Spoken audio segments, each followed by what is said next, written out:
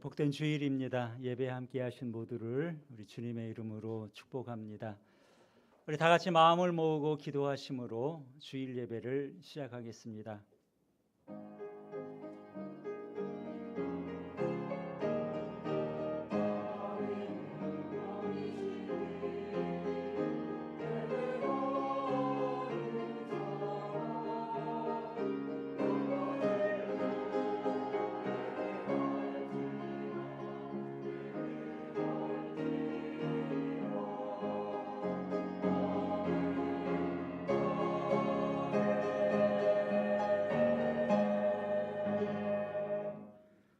오라 우리가 여호와께 노래하며 우리 구원의 반석을 향하여 즐거이 외치자. 우리가 감사함으로 그 앞에 나아가며 시를 지어 즐거이 그를 노래하자. 여호와는 크신 하나님이시요 모든 신들보다 크신 왕이시로다.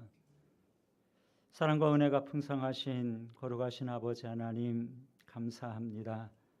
한 주간도 주의 은총 가운데 저희들의 삶을 지켜주시고 오늘도 귀한 주님의 날 하나님을 예배하는 영광스러운 자리로 우리를 불러주심을 감사합니다.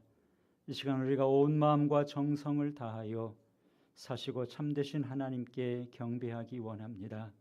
주의 성령께서 우리의 심령을 주장하여 주시옵소서. 우리의 마음 중심에서 주를 향한 감사와 기쁨이 넘치게 하시고 오늘도 우리가 아름답고 거룩한 것으로 또 영과 진리로 예배하는 귀한 예배 되게 하여 주시옵소서. 우리가 예배할 때 성삼위 하나님 영광 받아주시고 우리 모두에게 하늘의 은총을 내려 주시옵소서.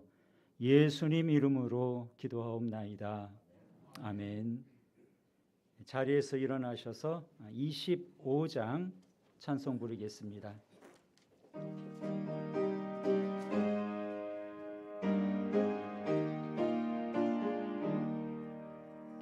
멸류관 가소서 주 앞에 드리세.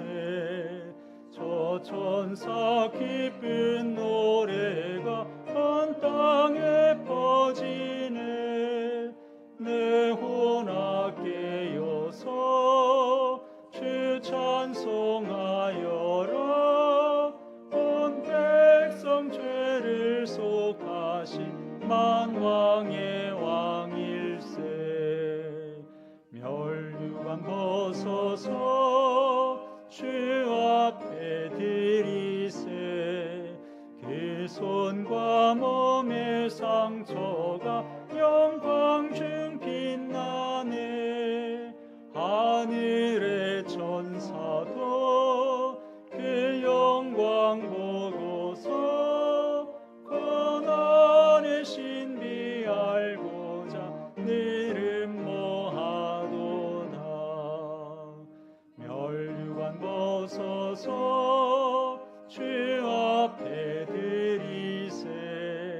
온 세상 전쟁 그치고 참 평화 오겠네. 주 보좌 앞에서 온 백성 엎드려 그 한량 없는 영광을 늘 찬송합니다.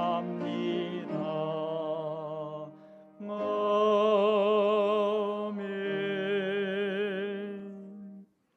교동문 47번 시편 105편 말씀을 교독하겠습니다.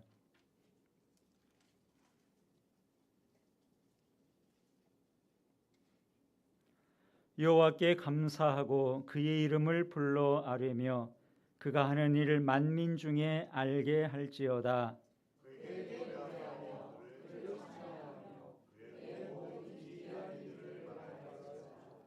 그의 거룩한 이름을 자랑하라. 여호와를 구하는 자들은 마음이 즐거울지로다.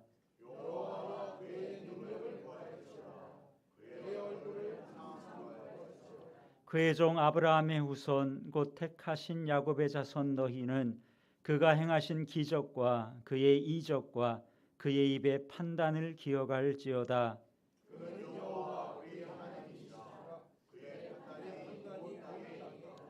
그는 그의 언약 곧 천대에 걸쳐 명령하신 말씀을 영원히 기억하셨으니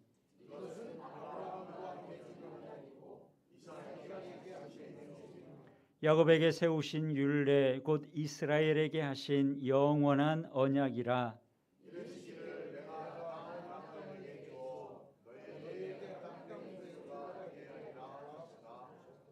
아멘. 사도신경으로 신앙 고백하겠습니다.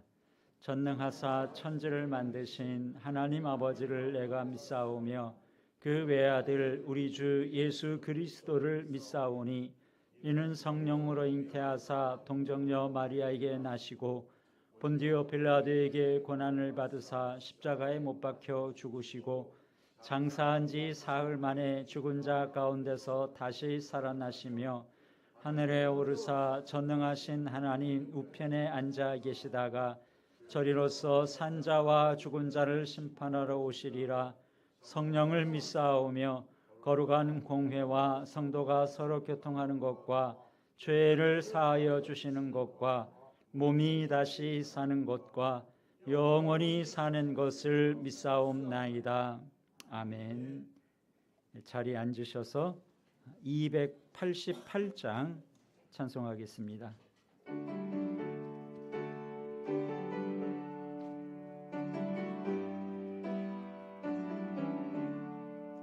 예수를 나의 구주 삼고 성령과 피로써 거듭나니 이 세상에서 내 영혼이 하늘의 영광 누리도다. 이것이 나의 간증이요 이것이 나의 찬송일세. 나 사는 동안 끊임없이 그 주를 찬송하리로다. 온전히 주께 맡긴 내 영 사랑의 음성을 듣는 중에 천사들 왕래하는 것과 하늘의 영광 보리로다. 이것이 나의 간증이요 이것이 나의 찬송일세. 나 사는 동안 끊임없이 그 주를 찬송하리로다. 주 안에 기쁨 누림으로 마음의 풍랑이 잔잔하니 세상과 나는 간 곳 없고 구속한 주만 보이도다. 이것이 나의 간증이요 이것이 나의 찬송일세. 나 사는 동안 끊임없이 그 주를 찬송하리로다.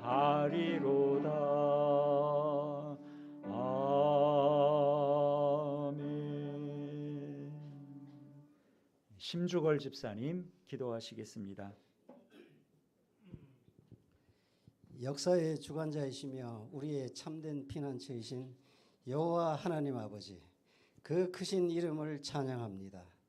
녹음이 짙어가는 호국의 달 6월의 마지막 주일, 올 한 해의 절반 동안 우리의 걸음을 온전히 지켜주시고 푸른 초장으로 인도하사 이 거룩한 예배의 자리로 불러주시니 참으로 감사합니다. 이 시간 드리는 우리의 예배를 통해 오직 주님만 홀로 영광 받으시옵소서. 오늘 이 자리가 하나님의 은혜와 기쁨이 가득한 자리가 되게 하시고 주님과의 깊은 영적인 만남이 이루어지는 참된 경배의 시간이 되게 하시옵소서.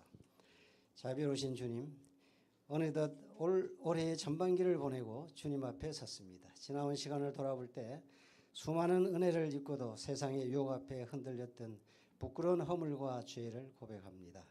하나님의 뜻보다 나의 욕심을 앞세웠던 우리를 예수 그리스도의 십자가 보혈로 깨끗하게 씻어 주시옵소서. 정결한 마음으로 주님 앞에 다시 서게 하시고 새롭게 시작하는 하반기에는 주님과 더욱 깊이 동행하는 성숙한 신앙인이 되게 인도하여 주시옵소서. 6월은 호국의 달입니다. 올해로 6.25 전쟁 발발 76주년이 되었습니다. 이 땅의 자유를 위해 피 흘린 수많은 희생과 숭고한 정신을 우리가 결코 잊지 않게 하시옵소서. 다시는 이 땅에 분열과 전쟁의 아픔이 없도록 눈동자처럼 지켜주시고 갈등을 넘어 모든 국민이 화합하여 하나님께 영광 돌리는 복된 나라가 되게 하시옵소서. 또한 여전히 전쟁의 포화 속에 있는 우크라이나와 중동 땅을 긍휼히 여기사 하루속히 전쟁이 멈추게 하시고 모든 칼날이 쟁기로 바뀌는 하나님의 나라의 평화가 그 땅 위에 속히 임하게 역사하여 주시옵소서. 주님, 사냐는 녹음으로 풍성한데 우리 성도들이 마주한 현실은 여전히 암울하고 고단합니다. 불안한 경제와 고물가 속에서 성도들의 삶의 자리가 많이 위축되어 있습니다. 우리의 모든 형편을 잘 아시는 주님, 각 가정과 일터 위에 회복의 은총을 베풀어 주시옵소서. 메마른 대지에 단비가 내리듯 풍성하게 공급하여 주시고 환경에 매몰되지 않고 주를 바라보며 다시 일어서는 기적을 보게 하시옵소서. 우리 교회가 이 어두운 시대에 하나님의 사랑을 전하는 따뜻한 안식처이자 세상의 소망이 되는 거룩한 공동체가 되기를 원합니다. 성도들이 서로의 아픔을 보듬으며 그리스도의 사랑으로 하나 되게 하시고 흔들리지 않는 믿음의 반석 위에서 복음을 힘차게 증거하게 하시옵소서. 치유의 하나님, 육신의 질병으로 고통받는 성도들의 부르짖음에 귀 기울여 주시옵소서. 상한 마음을 위로하시고 병든 육신을 깨끗이 고쳐주사 속히 일어나 하나님의 살아계심을 찬양하게 하시옵소서. 물질의 어려움과 영적 시험으로 낙심한 성도들에게도 감당할 힘과 하늘의 위로를 더하여 주시옵소서. 보이지 않는 곳에서 예배를 위해 땀 흘려 봉사하는 모든 손길과 다음 세대를 사랑으로 가르치는 주일학교 교사 위에 성령의 지혜와 열정을 부어 주시옵소서. 또 정성을 다해 찬양으로 영광 돌리는 글로리아 찬양대의 고백을 기쁘게 받아주시고 이 찬양이 우리 모두의 심령을 깨우고 하늘 문을 여는 거룩한 울림이 되게 하셨고 이 찬양을 통해 메마른 심령이 치유되며 하나님을 향한 뜨거운 열정이 회복되게 하시옵소서. 오늘 또 생명의 말씀을 들고 단위에 서신 목사님을 성령의 권능으로 붙잡아 주시옵소서. 영육을 강건하게 하시고 선포되는 말씀을 통해 성도들이 영적 갈급함을 해결하며 삶의 방향을 깨닫게 하시옵소서. 목사님의 사역 위에 말씀의 지혜와 능력이 넘치게 하시고 가정과 사역 위에 평강을 더하여 주시옵소서. 우리의 시작과 끝이 되시는 하나님 아버지, 본격적인 무더위가 시작되는 7월에도 성도들의 건강과 안전을 지켜주시고 하반기에도 삶의 터전 위에 늘 동행하사 감사와 찬양이 끊이지 않게 하시옵소서. 우리를 죄에서 구원하신 예수 그리스도의 이름으로 간절히 기도드립니다. 아멘. 아멘.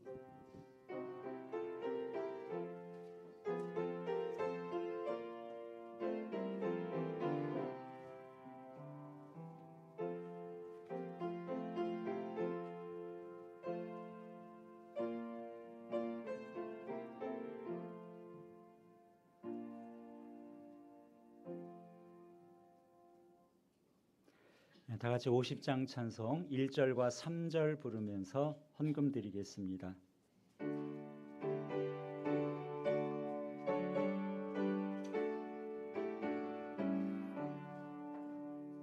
내게 있는 모든 것을 아낌없이 드리네.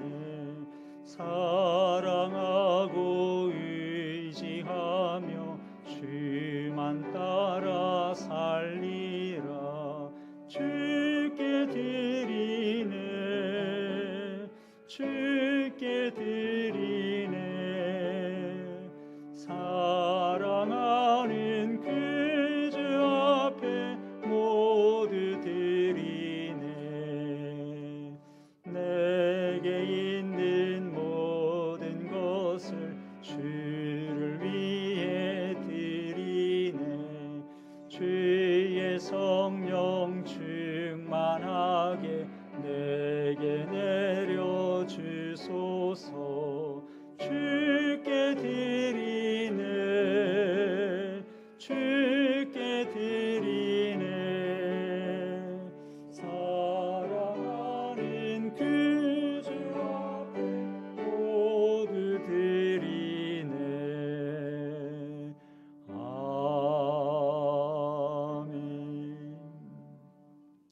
사랑의 아버지 하나님 감사합니다. 하나님께서 우리 삶에 많은 것들을 베풀어 주셨습니다. 오늘도 우리가 주의 은혜를 기억하고 또 그 은혜에 감사하며 우리의 마음을 담아 주님께 물질을 드리오니 하나님께서 기쁘게 받아주시기를 원합니다. 우리 물질뿐 아니라 우리의 매일의 삶도 주 앞에 아름다운 향기로 드려지도록 늘 우리의 범사를 인도하여 주시옵소서. 힘든 시기를 살아가는 성도들을 위로하시고 힘을 주시기를 원합니다. 하나님만 바라보고 의지하는 그런 삶을 살게 하여 주시고 저들이 이 땅에서 수고하는 모든 수고에 하나님께서 복을 더하여 주시옵소서. 생업과 직장 가운데 함께하여 주시고 저들의 수고가 풍성한 열매로 맺게 하여 주시옵소서. 가정을 축복하여 주시기를 원합니다.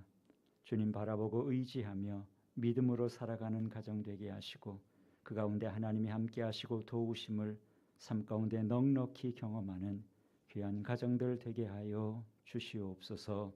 예수님 이름으로 기도합니다. 아멘.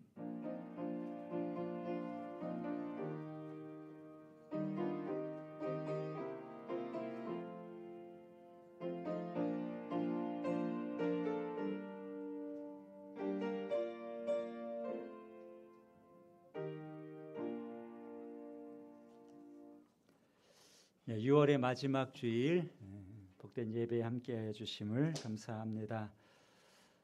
귀한 예배의 자리 우리 함께 예배하는 믿음의 동역자들과 같이 귀한 인사 나누시기 바랍니다. 옆에 계신 분과 반갑습니다. 주님의 은혜가 함께하기 원합니다. 주님의 평강이 함께하기 원합니다. 은혜와 평강 가운데 이번 한 주간도 감사하는 한 주간, 또 승리하는 한 주간 되시기를 바랍니다. 올 상반기가 마치고 다음 주일은 하반기의 첫 주일이죠. 다음 주일은 우리 교회가 맥주 감사 주일로 지킵니다. 상반기를 돌아보면서 하나님의 은혜를 기억하고 특별히 감사하는 날입니다. 다음 주일 감사 주일에 넘치는 감사가 있기를 바랍니다. 또 다음 주일에는 오후 시간에 상반기 정기 재직회로 모이겠습니다. 2부 예배 후에 식사하시고요. 교제하시다가 1시에 이 자리에 모여서 상반기 정기 재직회를 갖겠습니다. 다음 주일은 오후 정기 재직회까지 다 함께 해주시기를 바랍니다.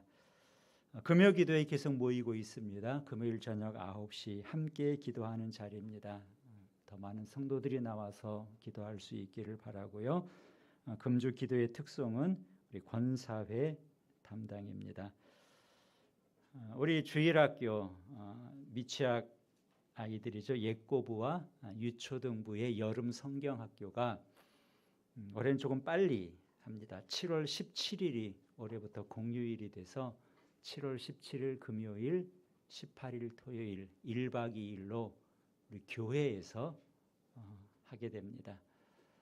위에서 성도님들이 기도하시고 또 협력해 주시면 감사하겠습니다. 다음 주일 식사 봉사는 우리 마리아 전도회에서 수고해 주시겠습니다.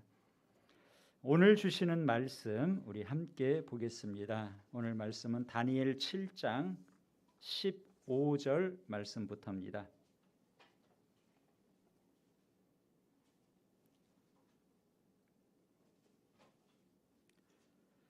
다니엘 7장 15절부터 마지막 28절 말씀까지입니다. 7장 15절부터 마지막 절까지 저와 한 절씩 교독하겠습니다. 나 다니엘이 중심에 근심하며 내 머릿속의 환상이 나를 번민하게 한지라.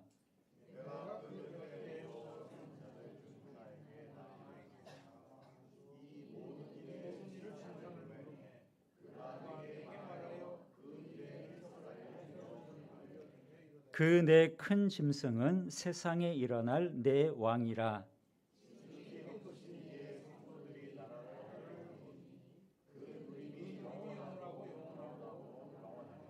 이에 내가 넷째 짐승에 관하여 확실히 알고자 하였으니 곧 그것은 모든 짐승과 달라서 심히 무섭더라. 그 이는 쇠요 그 발톱은 노시니 먹고 부서뜨리고 나머지는 발로 밟았으며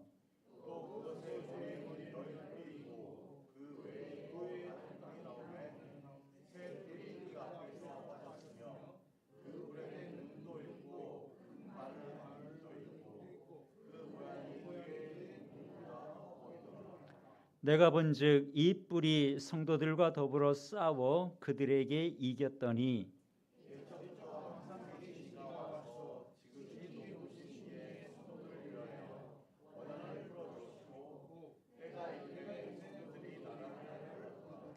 모신자가 이처럼 이르되 넷째 짐승은 곧 땅의 넷째 나라인데 이는 다른 나라들과는 달라서 온 천하를 삼키고 밟아 부서뜨릴 것이며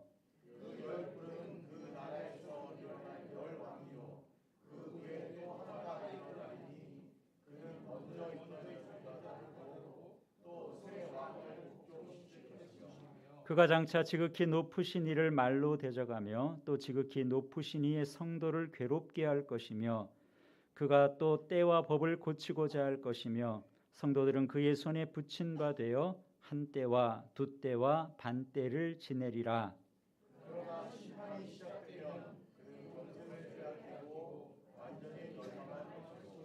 나라와 권세와 온 천하 나라들의 위세가 지극히 높으신 이의 거룩한 백성에게 붙인 바 되리니 그의 나라는 영원한 나라이라. 모든 권세 있는 자들이 다 그를 섬기며 복종하리라.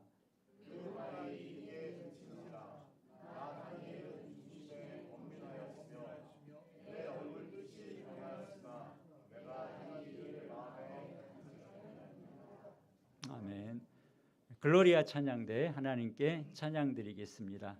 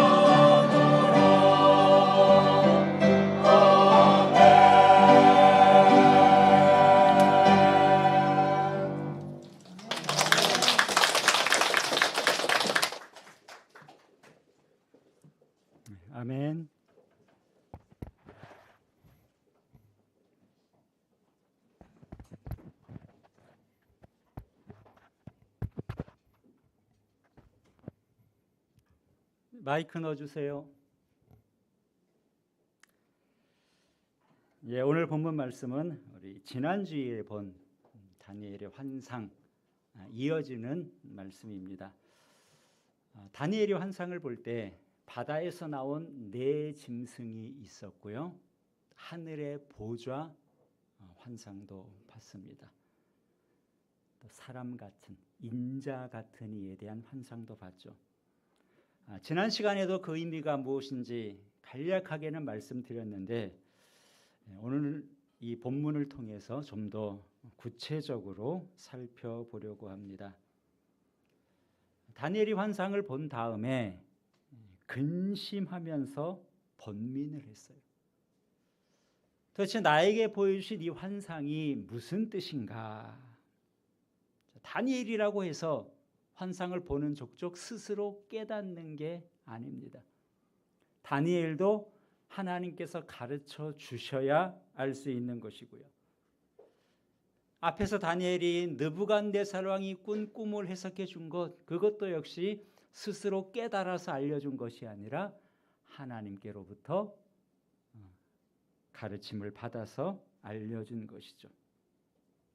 오늘 16절에 이렇게 말씀합니다. 내가 그 곁에 모셔 선 자들 중 하나에게 나아가서 이 모든 일의 진상을 물으매 그랬어요. 그 곁에 모셔 선 자. 다니엘이 하나님 보좌의 환상을 봤을 때 하나님 보좌에 하나님을 모셔선 천천히요 만만의 천사들이죠. 모셔선 자들이 있다 그랬습니다. 다니엘이 그 중에 하나에게 물은 거예요. 나에게 보여주신 이 환상이 무슨 뜻인가요? 이 천사가 누군가 하면 8장에 가보면 가브리엘 천사다 이렇게 8장에서는 언급하고 있습니다.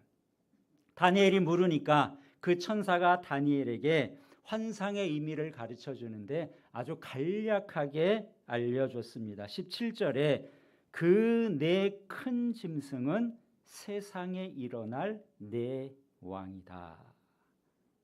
바다에서 나온 네 짐승. 첫 번째 짐승은 어떻게 생겼다 그랬죠? 사자 같이 생겼는데 독수리의 날개가 있었고, 두 번째 짐승은 곰 같이 생겼고, 세 번째는 표범 같이 생겼고, 네 번째 짐승은 본 적이 없는 아주 기괴한 모양의 짐승이었습니다. 근데 이 바다에서 나온 이 네 짐승은 세상에 일어날 네 왕이다 그랬어요. 근데 중요한 것은 무엇인가 하면 이어지는 말씀이에요. 18절에 이렇게 말씀하죠. 지극히 높으신 이의 성도들이 나라를 얻으리니 그 누림이 영원하고 영원하고 영원하리라. 지극히 높으신 이의 성도들, 누구를 말할까요?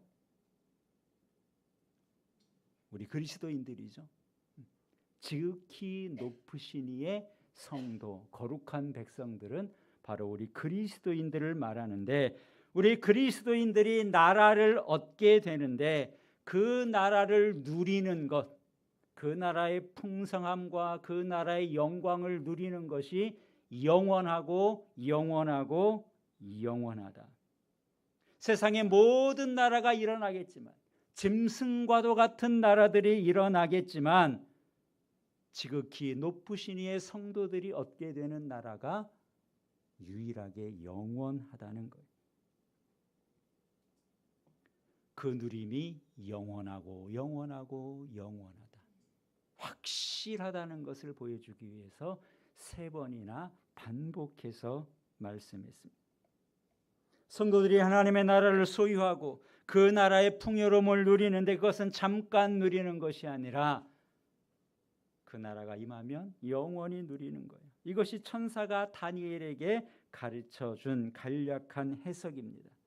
세상 나라가 아무리 강하고 그들이 악한 일을 벌인다 할지라도 세상의 나라는 언젠가는 다 사라지게 된다는 거죠.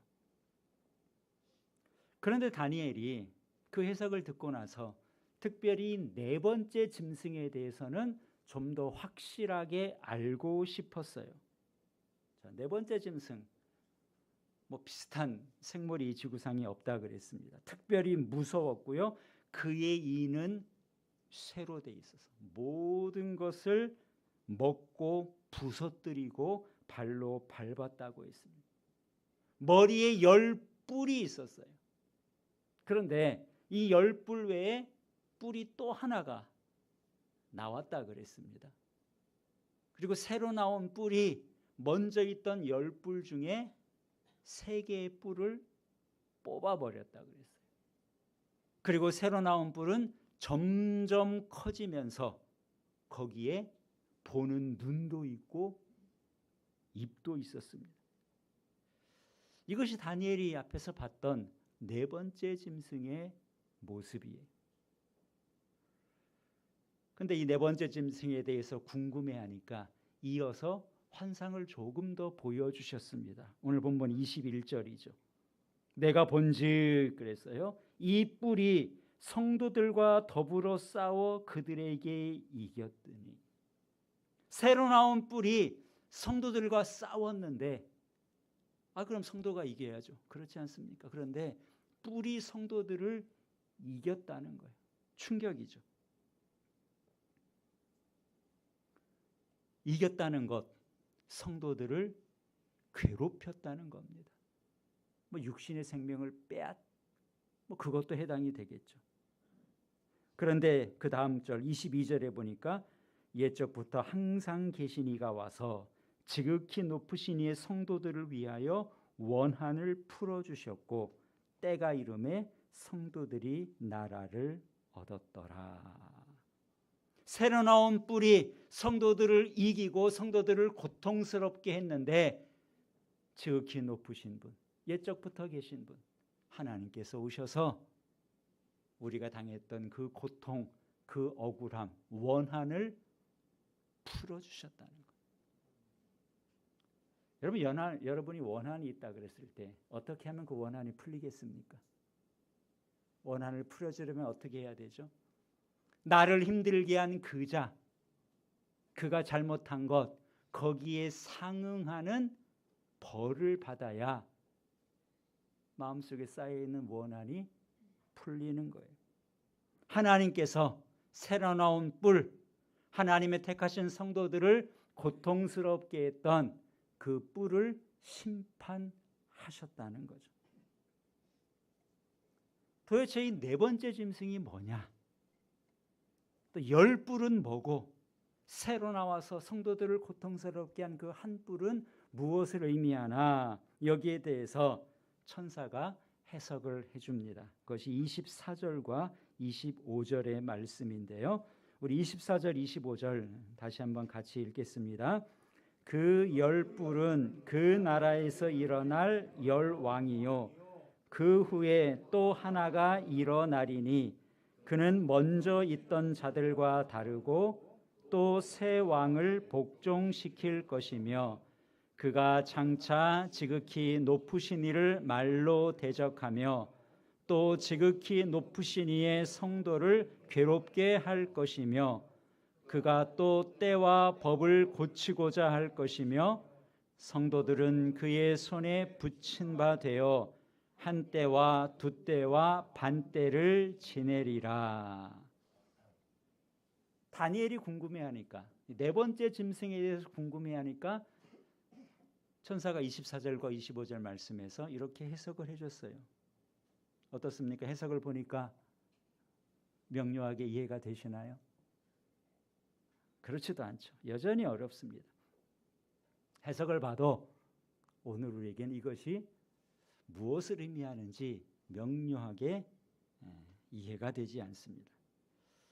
10뿔은 그 나라에서 일어날 10왕이다 그랬어요. 그 나라, 이 네 번째 짐승, 네 번째 왕국. 첫 번째는 바벨론 제국이고, 두 번째는 메데바사 제국이고, 세 번째는 헬라 제국이고, 네 번째는 로마 제국. 그렇게 본다면 네 번째 짐승에서 나온 10뿔은 로마 제국의 10명의 황제다. 뭐 이렇게 생각해 볼 수 있겠죠. 로마 황제 가운데 로마가 기독교를 박해할 때 특별히 강하게 박해했던 10명의 황제들이 있습니다. 뭐 그들을 열불이다 이렇게 이해하면 뭐 여기까지는 뭐 크게 어렵지 않다 이렇게 볼 수 있어요. 그런데 그러면 열불 외에 새로 나온 뿔은 무엇인가 하는 거예요. 성도들을 이기고 성도를 특별하게 괴롭힌 이 뿔이 무엇인가? 그 뿔을 로마 제국 내에서 찾으려면 무엇이다라고 특정하는 것은 쉽지가 않습니다. 한때의 열뿔은 로마 제국에서 찾지 않고 유럽에 있는 10개 나라를 의미한다. 이렇게 주장하는 사람들도 많이 있었습니다. 과거에는 그 EC 유럽 공동체라고 전에는 불렀죠. 1980년대 한동안은 유럽 공동체 EC의 회원국이 10개 나라였던 때가 있습니다. 그래서 그때는 드디어 열불이 나타났구나. 유럽의 여러 나라들이 하나의 공동체로 모여서 열불의 역할을 하는 게 아닌가 그렇게 생각을 했고요. EC를 이끄는 EC의 수장이 새로 나온 뿔이 아닐까 이렇게 말하기도 했는데요. 근데 얼마 지나지 않아서 그 EC의 회원국이 한 나라 두 나라 더 늘어나기 시작을 했습니다. 그리고 1990년대가 되면 EC가 EU로 유럽 연합으로 탈바꿈하게 되죠. 그래서 지금은 EU 회원국이 20개 나라가 훨씬 넘어요. 거기에다가 요즘 유럽은 옛날보다는 힘이 많이 빠졌습니다. 이제 더 이상은 열불, 새로 나온 뿔 이것을 유럽에서 찾지는 않는 것 같아요. 새롭게 일어난 한 뿔이 뭐냐? 그를 적그리스도로 보는 것에는 학자들의 대부분 생각이 일치합니다. 누가 적그리스도의 역할을 할 거냐? 이렇다 많이들 이야기합니다. 로마 교황이 그렇다. 그중에 미국의 트럼프 대통령이다. 중국의 시진핑이다. 이렇게 말하는 사람도 있고요. 요즘은 인공지능, 휴머노이드가 우리 생활에 부쩍 가까이 왔습니다. 인공지능이 엄청난 재정 또 자원이 투입되고 있죠. 그래서 요즘에는 이 적그리스도가 인공지능을 통해서 하나님을 대적하고 성도들을 괴롭히지 않겠나 또 이렇게 이야기를 하기도 합니다. 자, 문제는 뭐냐? 이렇게 하나하나 구체적으로 적용을 하려다 보면 처음에는 좀 맞는 것 같아요. 그럴듯해 보이지만 완전히 맞지는 않는다는 데 있습니다. 다니엘서도 그렇고 요한계시록도 그렇고 마치 이것을 암호를 푸는 것처럼 하나하나 풀다 보면 완전히 풀리지 않는 부분이 반드시 있어요. 그렇게 우리가 하려고 하면 자칫 한쪽으로 치우치기 쉽고 자칫 그릇된 결론에 도달할 수도 있습니다. 또 한때와 두때와 반때라고 했는데요. 이 한때와 두때와 반때는 우리 그리스도인들이 괴롭힘을 당하는 기간을 말합니다. 그러면 이 한때와 두때와 반때가 어느 정도의 기간이냐? 한때, 두때, 반때 합하면 얼마인가요? 덧셈도 쉽지 않죠. 세때 반이죠. 세때 반이면 이거 3년 6개월을 말하는 게 아니냐. 요한계시록에 보면 42개월, 1260일 이런 숫자들이 나옵니다. 3년 반이면 개월수로 하면 42개월이고 42개월에 한 달 30일을 곱하면 1260일이 나오는 것은 맞아요. 그래서 이 기간은 3년 6개월이다. 7년간의 대환난이 있는데 그 앞에 있는 환난을 말하는 거다. 이렇게 주장하기도 하는데 이렇게 구체적인 시간으로 이해하는 것도 종말론의 여러 견해 가운데 하나에 불과합니다. 학자들의 일치된 견해는 아니에요. 그래서 우리가 환상을 문자적으로 구체적으로 풀어내는 데에는 어려움이 있습니다. 그렇지만 이 한때와 두때와 반때, 이것이 얼마의 시간인지는 정확히 모른다 할지라도 우리가 여기에서 분명하게 알 수 있는 게 있어요. 그것은 성도들을 괴롭히는 그 괴롭힘의 시간이 영원하지는 않다는 거죠. 한때, 두때, 반때가 언제인지는 몰라요. 그러나 한때가 지나고 두때가 지나고 반때가 지나면 끝난다는 거예요. 그 시간은 분명히 한시적이라는 겁니다. 반면에 지극히 높으신 성도들이 나라를 얻고 그 나라에서 영광을 누리는 것은 영원하고 영원하고 영원하다고 했습니다. 고통의 시간은 한때, 두때, 반때면 끝나는데 영광을 누리는 그 누림의 시간은 영원하고 영원하고 영원하다는 거예요. 그래서 분명한 것은 고통의 때가 분명히 있다는 것이고요. 또 하나 분명한 것은 그 고통의 끝이 반드시 있다는 겁니다. 우리가 좋아하는 표현 가운데 이 또한 지나가리라 그러죠. 우리가 결과를 알면 견딜 수 있는 힘이 생기지 않습니까? 자, 예수님께서도 이 점을 우리에게 가르쳐 주셨습니다. 한 번은 제 아들이 예수님께 와서 조용히 물었어요. 어느 때에 이런 일이 있겠사오며 또 주의 임하심과 세상의 끝에는 무슨 징조가 있겠습니까? 이렇게 물었더니 예수님께서 마태복음 24장 5절 이하에 이렇게 말씀하셨습니다. 많은 사람이 내 이름으로 와서 이르되 나는 그리스도라 하며 많은 사람을 미혹하리라. 난리와 난리 소문을 듣겠으나 너희는 삼가 두려워하지 말라. 이런 일이 있어야 돼. 아직 끝은 아니니라.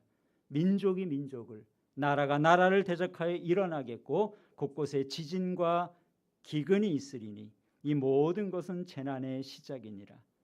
그때에 사람들이 너희를 환난에 넘겨주겠으며 너희를 죽이리니 너희가 내 이름 때문에 모든 민족에게 미움을 받으리라. 그때 많은 사람이 실족하게 되어 서로 잡아주고 서로 미워하겠으며 거짓 선지자가 많이 일어나 많은 사람을 미혹하겠으며 불법이 성함으로 많은 사람의 사랑이 식어지리라. 그러나 끝까지 견디는 자는 구원을 얻으리라. 예수님의 말씀이에요. 재난이 있다는 것이고요, 고난이 있다는 거예요. 그러나 그 끝도 있고 그 후에는 구원이라고 말씀하셨습니다. 사도 바울도 같은 가르침을 줬습니다. 데살로니가후서 2장 3절 이하에 누가 어떻게 하여도 너희가 미혹되지 말라. 먼저 배교하는 일이 있고 저 불법의 사람 곧 멸망의 아들이 나타나기 전에는 그날이 이르지 아니하리니 그는 대적하는 자라 신이라 불리는 모든 것과 숭배함을 받는 것에 대항하여 그 위에 자기를 높이고 하나님의 성전에 앉아 자기를 하나님이라고 내세우느니라. 그때에 불법한 자가 나타나리니 주 예수께서 그 입의 기운으로 그를 죽이시고 강림하여 나타나심으로 패하시리라. 주님께서 오셔서 그 불법한 자를 패한다, 심판한다고 가르쳐 주십니다. 성도 여러분, 하나님께서 왜 다니엘서를 주시고 계시록의 말씀을 주셨을까요?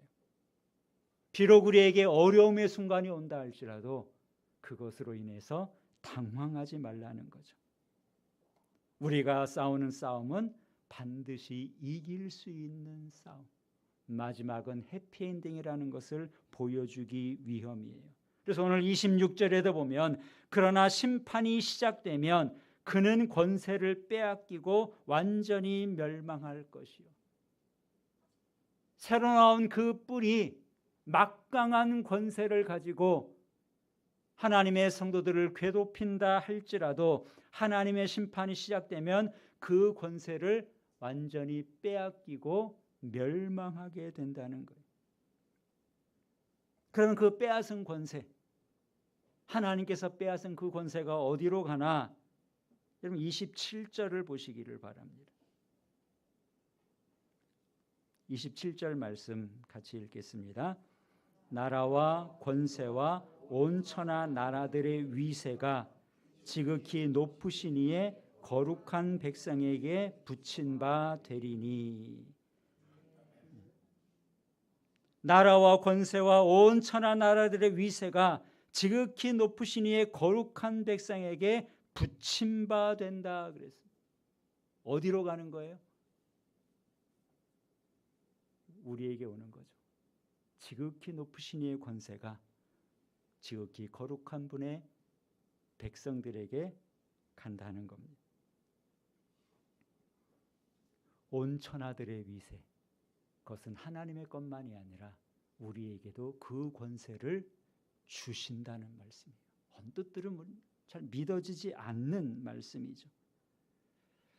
성경이 우리에게 가르쳐주는 것, 그리스도인들은 영원한 나라에 간다, 단순히 이 정도가 아닙니다. 그 나라에 가서 그냥 소시민으로 평범하게 살아간다, 이것이 아니고요. 성경이 가르쳐주는 것, 다니엘서뿐만 아니라 요한계시록도 마찬가지예요.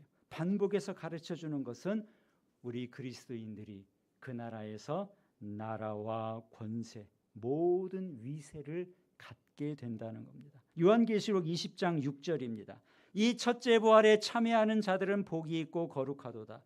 둘째 사망이 그들을 다스리는 권세가 없고 도리어 그들이 하나님과 그리스도의 제사장이 되어 1000년 동안 그리스도와 더불어 왕노릇하리라 그랬어요.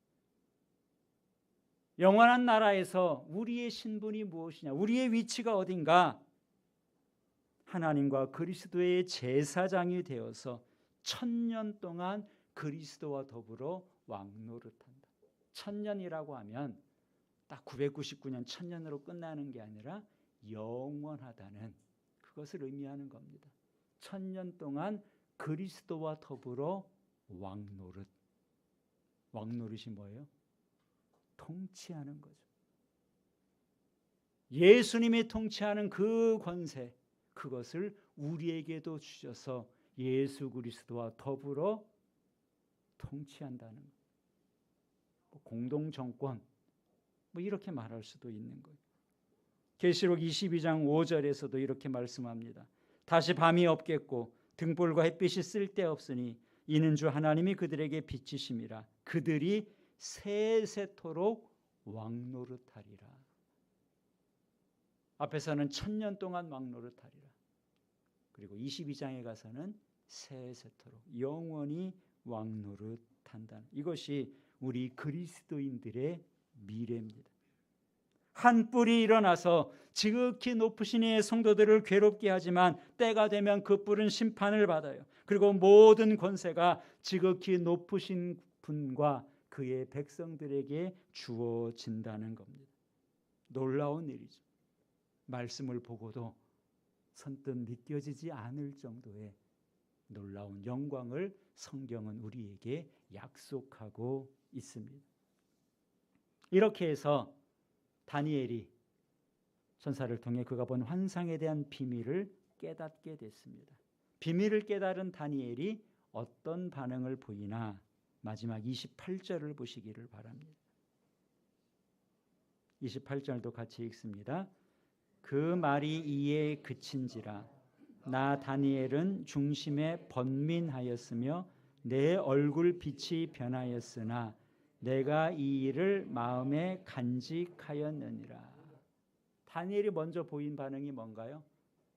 중심에 번민했다. 왜 번민했을까요? 성도들에게 엄청난 고난의 때가 온다는 것. 물론 최후의 승리가 주어지지만 힘든 시기를 견뎌야 된다는 것. 이것 때문에 다니엘의 마음이 편치는 않았습니다. 하지만 다니엘은 그 일을 마음에 간직했다. 내가 이 일을 마음에 간직하였느니라. 이것이 다니엘의 제일 마지막 고백입니다. 하나님께서 다니엘에게 환상을 보여주시고 그 의미를 가르쳐 주신 이유가 무엇이겠습니까? 한번 보고, 한번 듣고, 한 귀로 흘려보내도 괜찮다고 주신 말씀인가? 절대 그렇지 않겠죠. 뭐 앞으로 이런 일도 있을 테니까 한번 참고해 봐라. 참고용으로 주신 것도 아니에요. 마음에 간직하라고 주신 말씀이죠. 그래서 다니엘은 그 말씀을 그가 깨닫고 나서 마음에 간직했다 그랬습니다. 자, 지난 시간에 다니엘이 7장에 본 환상, 그 시점이 언제라 그랬죠? 벨사살 왕의 원년 첫 해라 그랬습니다. 5장보다도 앞서 있었던 것이 다니엘이 7장에 있는 환상을 본 때라고 했어요. 다니엘이 벨사살 왕 원년에 이 환상을 보고 그 내용을 마음에 간직했습니다. 그리고 5장에 나온 그 사건을 다니엘이 접하게 됐겠죠. 벨사살 왕이 큰 잔치를 벌이고 예루살렘 성전에서 가져온 그릇을 가져와라. 그것으로 술을 마시고 우상들을 찬양했습니다. 갑자기 손가락이 나와서 벽에 글씨를 썼고요. 하나님께서 달아보니 부족했다. 그날 밤에 벨사살 왕이 죽고 그의 죽음과 함께 바벨론 제국도 무너지게 됐습니다. 그처럼 견고해 보였던 사자와 같고 독수리와 같고요. 신상을 통해서 봤을 땐 금으로 되어 있는 것과 같은 바벨론 제국도 하루아침에 무너지는 것을 다니엘이 직접 경험했습니다. 그리고 하나님께서 보여주셨던 7장의 환상, 마음속에 간직했던 그 환상이 떠올랐겠죠. 그래, 4개의 나라가 아무리 강해 보여도 이것은 다 언젠가는 무너질 나라라는 것을 직접 확인할 수 있었을 겁니다. 그리고 6장에 가면 메대왕 다리오 때 다니엘이 큰 위기를 만나게 됩니다. 내가 날마다 기도하던 대로 계속 기도를 할 것인가, 아니면 사자굴에 던져질 것인가. 이것이 다니엘의 앞에 던져진 문제였어요. 그때 다니엘이 어떻게 합니까? 고민하지 않죠. 전에 하던 대로 예루살렘을 향한 창문을 열고 하루에 3번씩 감사하면서 기도했다 그랬어요. 다니엘이 어떻게 그런 믿음의 결단을 할 수 있을까? 그런 지금 제국의 3명의 총리 중에 하나, 거기서 하나 더 높아질 수 있는 그런 자리였어요. 근데 그 모든 것을 다 뒤로 하고 어떻게 다니엘이 전에 하던 대로 나는 기도를 택하겠습니다. 하나님을 택하겠습니다. 어떻게 이런 엄청난 선택을 할 수 있었을까? 우리가 7장을 보면 이해할 수 있고요. 7장 마지막에 내가 이 일을 마음에 간직하였느니라. 아, 그래서 그랬구나. 다니엘이 환상을 보고 그것을 마음에 간직하고 있었기 때문에 사자굴에 던져넣겠다. 지금까지 이루어온 모든 관직을 다 빼앗기게 된다. 그렇다 하더라도 이 나라는 언젠가는 넘어질 나라예요. 내가 장차 하나님께 받아서 누리게 될 그 나라와 권세는 영원하다는 확신이 있었기 때문에 다니엘은 주저하지 않고 하나님을 선택할 수 있었던 것입니다. 우리가 말씀을 간직하고 산다는 것이 이처럼 중요하다는 것을 알 수 있어요. 사랑하는 성도 여러분, 하나님께서는 우리에게도 말씀을 주셨습니다. 다니엘이 본 환상도 기록해서 주셨고요. 사도 요한이 본 환상도 요한계시록으로 기록해서 주셨습니다. 예수님이 하신 말씀도 복음서에 기록해서 주셨고 성경 66권의 말씀을 우리에게 주셨어요. 왜 주셨을까요? 이유는 분명합니다. 마음에 간직하라고 주신 거죠. 마음에 간직하고 있으면서 삶의 순간순간마다 그 말씀에 근거해서 선택하고 행동하라. 마치 좋은 땅에 떨어진 씨가 100배의 결실을 맺는다고 했는데, 그럼 100배의 결실을 맺는다는 게 무엇이겠습니까? 그 말씀을 내가 옥토가 되어서 간직하고 있다가 순간순간마다 그 말씀에 근거해서 내가 바른 선택을 하고 바른 행동을 하는 것, 이것이 아니겠습니까? 여러분 어떤가요? 그렇게 하고 계십니까? 지금까지 여러분들이 들은 모든 말씀, 깨달은 말씀을 다 마음에 간직하고 계신가요? 내 마음에 간직한 그 말씀이 내가 선택하는 그 선택의 이유가 되어야 되고 내가 어떤 행동을 하는 근거가 되어야 됩니다. 내가 그 말씀을 마음에 간직하고 있다가 위기의 순간이 오고 고통의 시간이 닥쳐올 때 그럼에도 불구하고 하나님이 기뻐하시는 선택을 할 수 있는 기준이 되어야 돼요. 그러면 그 말씀은 나를 살리는 생명의 말씀이 됩니다. 우리를 영원한 승리로 인도하는 승리의 말씀이 되는 것이죠. 다니엘이 내가 이 일을 마음에 간직하였느니라. 이 구절을 여름에 마음에 새기시고 이 구절뿐만 아니라 하나님의 말씀을 품고 그 말씀의 근거에서 이 세상을 이기고 이 세상을 승리하며 사시기를 우리 주님의 이름으로 축복합니다. 기도드리겠습니다. 오늘 말씀을 생각하면서 우리 함께 기도하겠습니다. 세상의 나라가 있고 영원한 하나님의 나라가 있습니다. 우리 그리스도인들은 하나님 나라에 속한 자들이고 장차 그 나라의 권세를 영원토록 누리게 됩니다. 비록 우리에게 힘든 시기가 와도 분명 그것은 끝이 있고 하나님께서 우리의 원한을 풀어주시는 승리를 주신다고 약속해 주셨습니다. 이 시간 기도할 때 하나님, 내가 힘든 시간이 있더라도 믿음으로 이기게 해주십시오. 소망 가운데 견디게 해주십시오. 하나님의 말씀을 마음에 간직하고 믿음의 선택을 하고 믿음의 분별력을 갖게 해주십시오. 오늘 말씀을 생각하면서 우리의 마음을 담아 우리 함께 기도하겠습니다. 사랑의 아버지 하나님, 감사합니다. 오늘도 우리에게 말씀해 주시고 장차 어떤 일이 있을 것인지 성령 우리가 어떻게 대처해야 될 것인지 가르쳐 주심을 감사합니다. 이 말씀이 우리에게 힘이 되게 하여 주시옵소서.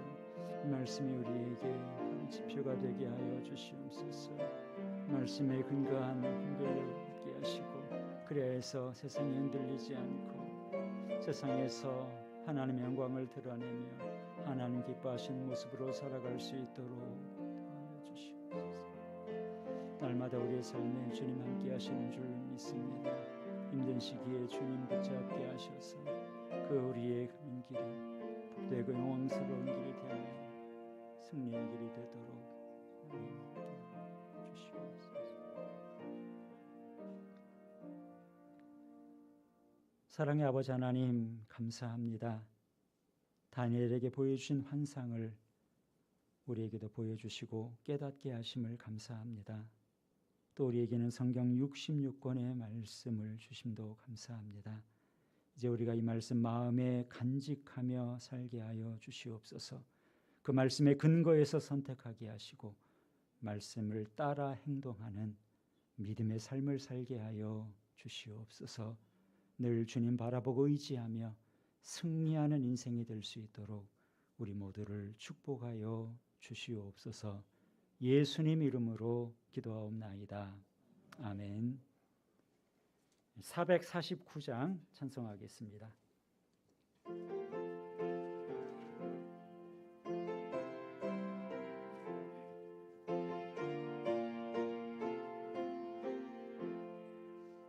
예수 따라가며 복음 순종하면 우리 행할 길 환하겠네. 주를 의지하며 순종하는 자를 주가 늘 함께 하시리라. 의지하고 순종하는 길은 예수 안에 즐겁고 복된 길이로다. 해를 당하거나 우리 고생할 때 주가 위로해 주시겠네. 주를 의지하며 순종하는 자를 주가 안위해 주시리라. 의지하고 순종하는 길은 예수 안에 즐겁고 복된 길이로다. 남의 짐을 지고 슬픔 위로하며 주가 상급을 주시겠네. 주를 의지하며 순종하는 자를 항상 복 내려 주시리라. 의지하고 순종하는 길은 예수 안에 즐겁고 복된 길이로다. 우리 받은 것을 주께 다 드리면 우리 기쁨이 넘치겠네. 주를 의지하며 순종하는 자를 은혜 풍성케 하시리라. 의지하고 순종하는 길은 예수 안에 즐겁고 복된 길이로다. 주를 힘입어서 말씀 잘 배우고 주를 모시고 살아가세. 주를 의지하며 항상 순종하면 주가 사랑해 주시리라. 의지하고 순종하는 길은 예수 안에 즐겁고 복된 길이로다. 이제는 우리 구주 예수 그리스도의 은혜와 아버지 하나님의 사랑하심과 성령님의 교통하심이 하나님의 말씀을 마음에 간직해서 언제나 믿음의 복된 길을 가기 원하는 함께 예배한 모든 주의 자녀들 위해 저들의 가정과 또 일터와 주님의 몸된 교회 위에 지금부터 영원토록 함께 하실지어다. 아멘.